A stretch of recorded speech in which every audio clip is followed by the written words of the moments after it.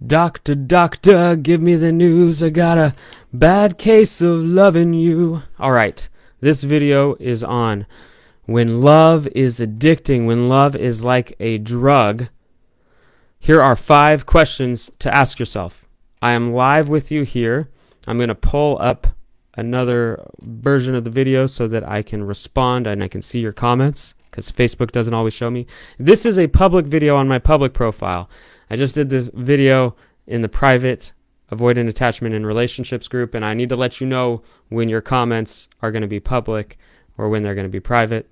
This one is a public video, and the question that we're asking is when love is addicting, when it's like a drug, when the feelings, the emotions are so intense, when the chemistry is so high. Here are 5 questions to ask yourself. And who am I? My name is Daniel Robertson. I'm an attorney turned relationship coach, and I'm the host of the Courageous Love community. So if you're looking to heal your attachment style, we have weekly group coaching for you, and would love to hear from you. If you're interested to learn more about that, just send me a DM. The question for this video is about when love feels addicting, when the emotions are so high. So what is that like? And believe me, why is this coming up? Well, I have multiple people who I'm working with who are experiencing this intensity of emotion where they just feel like they have to be with this person or they need this person, and they're experiencing this. And it may be hard to use the word addiction because that's a strong word to use, and we may not want to admit that to ourselves, but that's what it's like, is it not? So what does that mean? What does that mean? Well, we're experiencing this chemistry, right? These intense emotional highs and lows. We're experiencing obsessive thoughts. We can't stop thinking about that person. We're getting excited about, oh, are they going to text me? Did I get a text message? Did I get a text message? And we get all excited when we get a text message from them. And if we don't, we start to worry and obsess and I wonder what they're doing. What about neglecting other areas of our lives? Have we stopped doing other things that we need to do, taking care of other responsibilities? Have we lost touch with our relationships with our friends or maybe with our family, or we're more distant now? Have we started to neglect our own self-care? How are our boundaries in the relationship? Do we have boundaries? Do we know what that's all about? Are we overlooking negatives with this person? And yet we just feel like we need to be with this person because the intensity of the emotion is so strong and we just want to get there. So here are 5 questions to ask yourself. And since I'm live here with you, I would love to, get your likes, get your comments. Keep in mind, this is a public video. This is not in the private avoidant attachment and relationships group. This is a public video, so others can see it. But I would love to hear from you, and I'm here to chat with you. And I'm here to hear your comments, challenges, questions, whatever you may have. Question number 1 for when love is addicting. Question number 1, where does this feeling come from? So these intense emotional feelings, where does it come from? So there are a few different places where it can come from. One would be the intermittent reinforcement that we get when we're with this person. If we're with somebody, or if we're attracted to somebody who's kind of a little bit withdrawn, kind of a little bit unavailable, when they're there, it's amazing. And when they're not there, it's like, oh, where are they? I need them. It's not consistent. Sometimes what happens is when they're not around, our anxiety climbs and climbs and climbs, our stress climbs. And then when they're there, I feel better now. That intermittent reinforcement, and it goes up and down, up and down. That can be addicting. It can also be addicting. I hear from people who have a different experience who talk about, and I can understand this as well, which is when somebody's just showering love. It's like they're just giving us so much attention, almost like love bombing, right? But they're just giving us so much attention and validation, and they think we're so great. That can be addicting too. Wow, this feels really validating. Wow, this is really boosting my ego. So that can feel really addicting too. Yeah, I really like all this attention and this affection, and they're giving me gifts and they're spending time with me, and I like it when they touch me, and I like how it feels. So could be different places where this is coming from. But what about why we're attracted in the first place? And we all know that we can get attracted to people for basic reasons like, oh, they're good looking and physically fit, and maybe they have status in the community, and they're ambitious, and they have financial resources, and they're also kind, and they're nurturing, so they would make a good parent. And all of these things that biologically make sense, that why we're attracted to somebody, but not necessarily the reason why that chemistry flies off the charts and it gets super intense. So what about that chemistry? What's that other element? And you've heard psychologists talk about this before. It's nothing new. What about familiarity? What about when we were children, we had experiences of what love meant, what love was like with our caregivers, and if we didn't get our needs met, that was incorporated into what's familiar to us. And so on a subconscious level, we're not even aware of this. This is repeating a pattern. We, as adults, we get attracted to somebody who repeats a pattern, who creates the same emotional experience of, my needs aren't quite met, but this time, I hope it turns out differently than it turned out back then, because then I will feel okay if it turns out differently. If I can just get that need met that I didn't get met when I was a child. On the subconscious level, is that what's going on? Is that where the intensity comes from? I just heard Dr. Andrew Huberman from the Huberman Lab over at Stanford talking about this, and I assume if he's talking about this, I assume he's observed it, but he says that the neurons that we use to attach to our caregivers as children do not go away when we hit puberty. They get repurposed for our attachments with romantic partners as adults. So can we, if it sounds hopeless, well, it is. No, I'm just joking. It's not. But we need to be aware of that and make that conscious so that we can make conscious decisions rather than making decisions that are unconscious and walking ourselves right into harm's way and walking ourselves right into a situation that's going to get us hurt. Okay. So that was question number 1 about where this comes from. How are we doing? I don't see any comments yet. I do see some people watching. Appreciate having you here. Facebook doesn't tell me who you are, so I don't see your pretty faces. I just see a number of people watching. So, question number 2, when love is addicting, is this a pattern for you? Is this a pattern? What happens when you get into this situation where the chemistry is so high?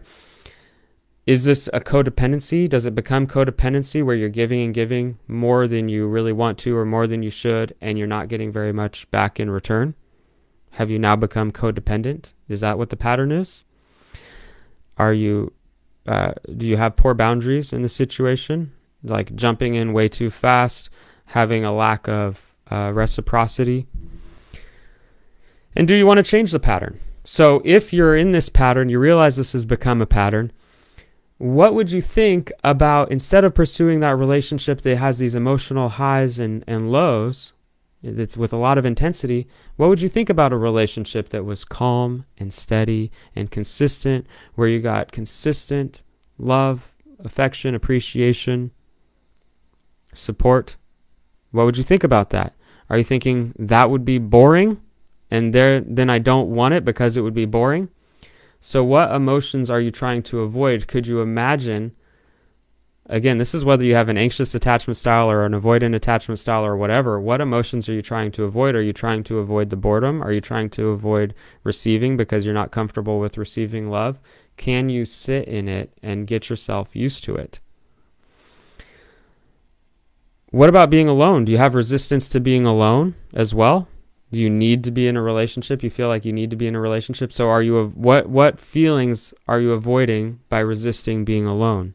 Is it because you need validation from a relationship and you think, well, I don't want to sit with the feeling that I'm not valid, so I'm going to look for somebody else to validate me rather than deal with whatever it is going on inside that makes us feel like we're not worthy or not lovable? Did I go right to the root? That felt a little heavy. So that's question number 2. Is this a pattern for you, and what are you avoiding? It's uncomfortable, yeah. But is that what you want to continue doing, or do you want to change it? Question number 3.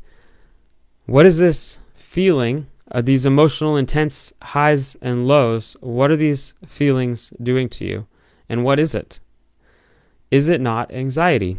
Is it not stress? So if you're experiencing this excitement, notice that it's very challenging to distinguish between excitement and anxiety. So is this what you're really experiencing? Is it anxiety? Imagine a performer who's about to go on stage to perform at a musical concert or in a play, and you have that stage fright, that nervousness, right, before you go on to stage.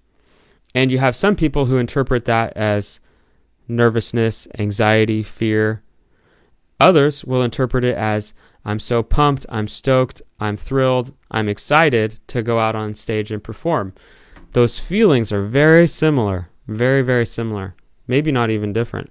The sensation is pretty much the same. So how are you interpreting this feeling of excitement? Is it actually anxiety and stress?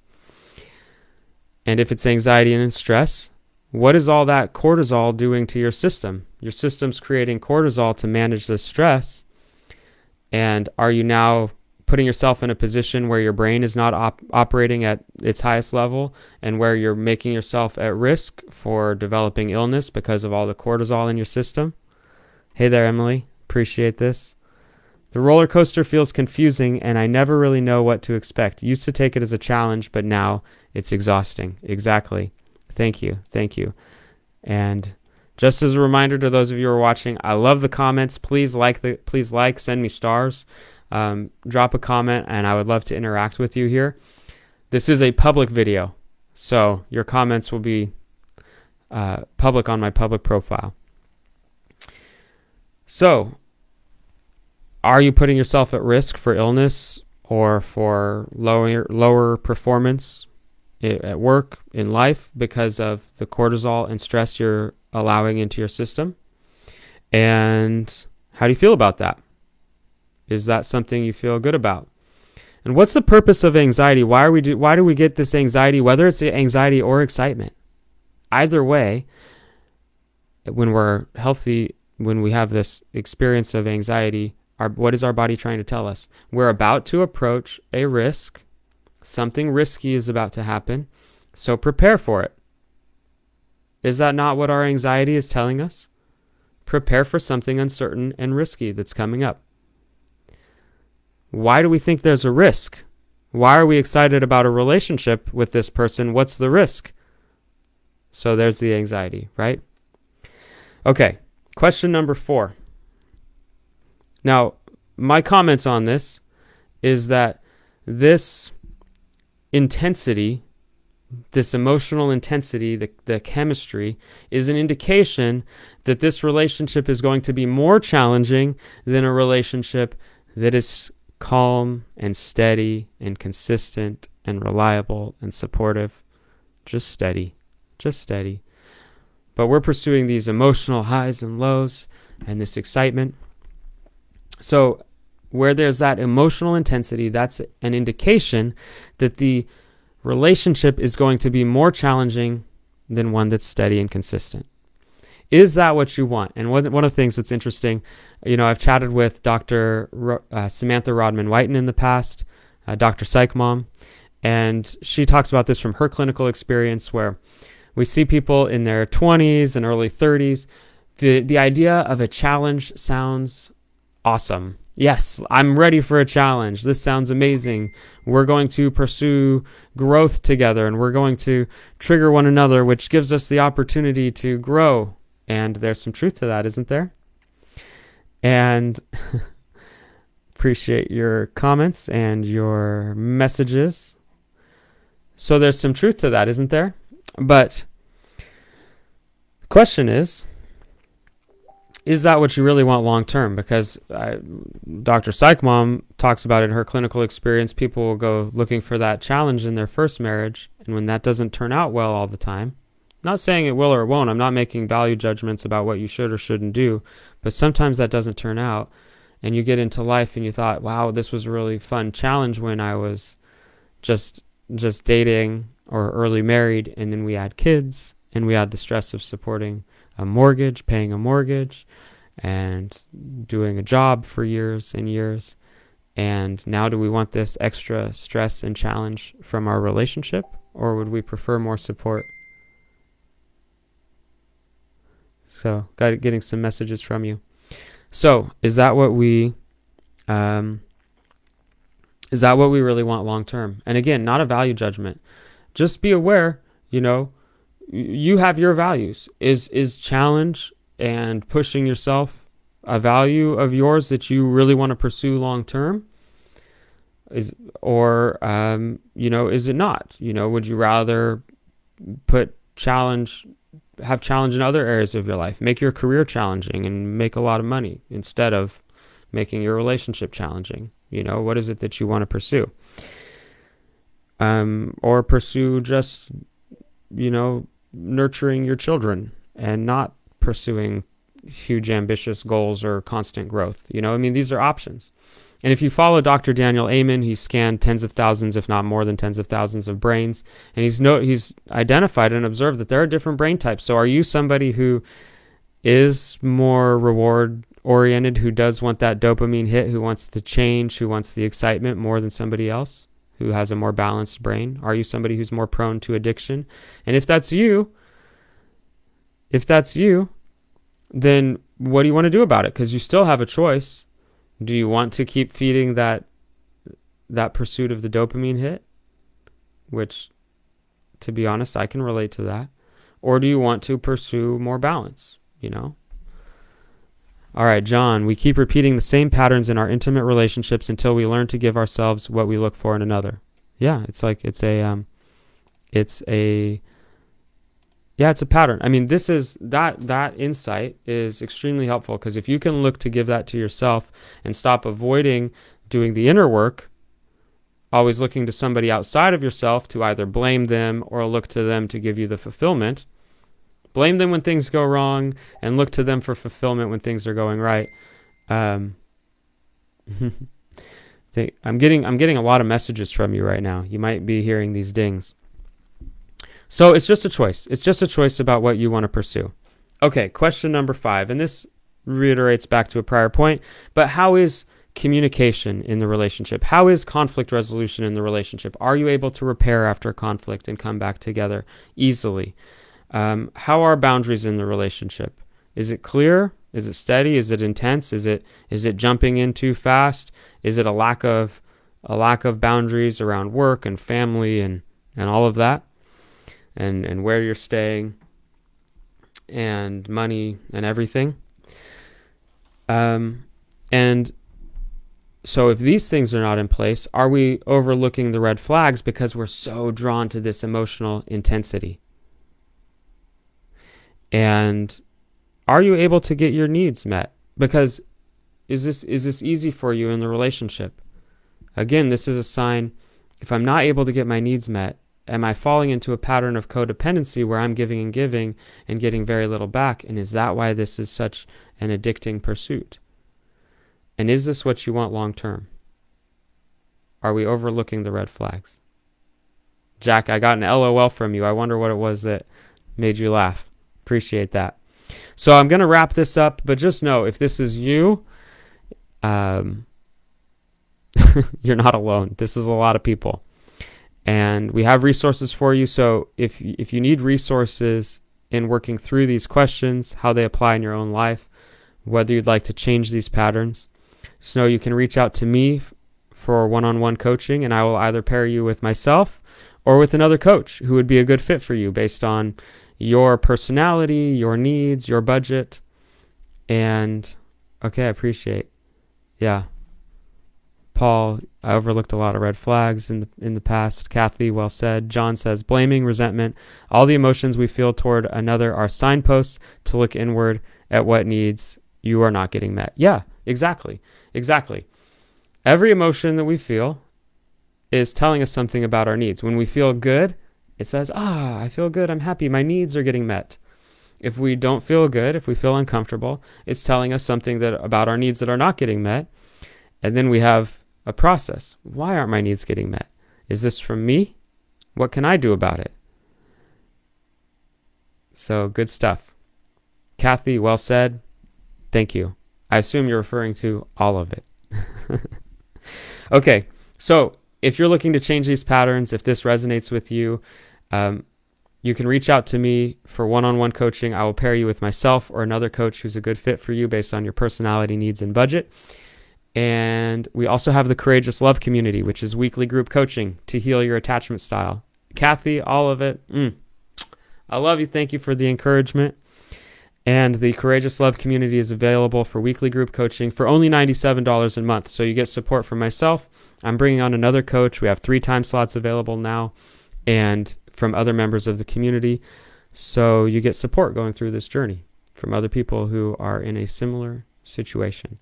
There is hope. You can change. You don't have to feel the same way forever. I just heard in the group somebody's therapist, somebody's counselor told them that they could not heal their attachment style, that they were going to be incapable of love and intimacy in their life.